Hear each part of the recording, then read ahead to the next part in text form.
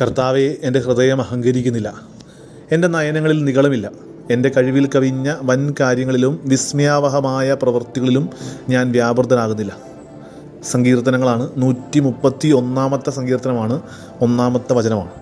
ഈ വചനം ഇങ്ങനെ വായിക്കുമ്പോൾ ഉണ്ടല്ല, ഇതെല്ലാം ഞാൻ എൻ്റെ ജീവിതത്തിൽ നടത്തി തീർത്തു, ഇതൊക്കെ പെർഫെക്റ്റ്, ഓക്കെ, അങ്ങനെയാണ് എൻ്റെ ജീവിതത്തിൽ എന്ന വിചാരത്തോടു കൂടിയല്ല ഞാനിത് പറയുന്നത്.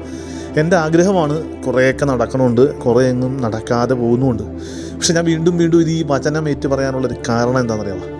ഇത് കുറച്ചുകൂടി കൂടുതൽ എൻ്റെ ജീവിതത്തിൽ അഹങ്കാരം ഇല്ലാതെയും നിഗളിക്കാതെയും എൻ്റെ കഴിവിൽ കവിഞ്ഞ കാര്യങ്ങളിൽ